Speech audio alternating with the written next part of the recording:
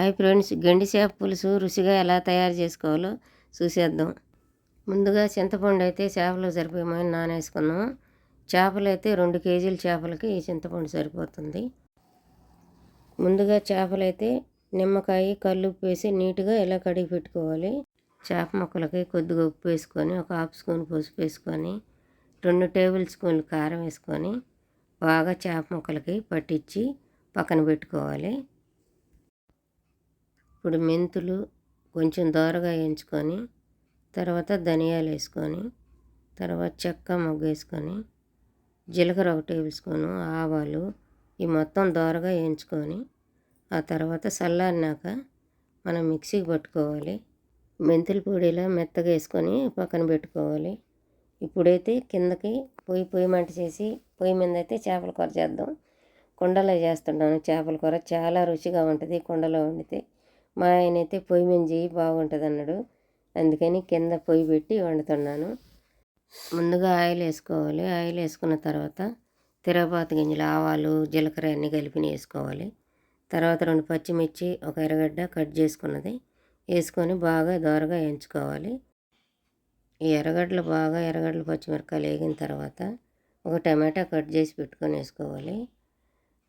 ఆ టమాటా కూడా బాగా వేగిన తర్వాత అల్లం తెల్లగడ్డ పేస్ట్ వేసుకొని పచ్చివాసన పోయినంత వరకు వేయించుకోవాలి. కరివేపాకు అయితే 2 రెమ్మలు వేసుకోవాలి. కరివేపాకు వేసేసి మళ్ళీ బాగా వేయించిన తర్వాత 1 స్పూన్ పసుపు, 2 టేబుల్ స్పూన్లు కారం వేసి బాగా వేయించేసి, తర్వాత చింతపండు నానేసుకున్నాం కదా ఇందాక, అది బాగా పులుసు పిండి పెట్టుకున్నాము. ఆ పులుసు ఎత్తిపోసి కలిపెట్టేసి కల్లుప్పు ఒక 2 టేబుల్ స్పూన్లు వేసుకొని బాగా తెరలేదాకా మూత పెట్టుకొని, పులుసు బాగా తెరిలిన తర్వాత ఈ చేప ముక్కలన్నీ ఒక్కొక్కటిగా పులుసులో వేసుకోవాలి.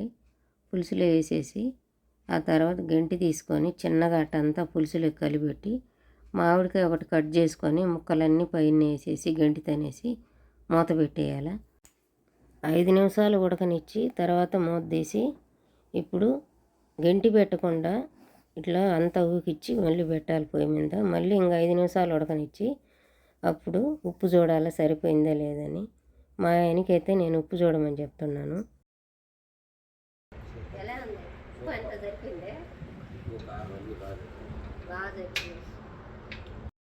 ఇందాక మనం ధనియాలు మెంతులు వేయించుకొని పొడి చేసి పెట్టుకున్నాం కదా, ఆ పొడి ఇప్పుడు చేపల కూర ఉడికిపోయిన తర్వాత కొద్దిగా వేసుకొని ఆ చేపల కూర అంతా కలిసేటట్టుగా ఈ విధంగా నేను అన్నట్టుగా అనండి.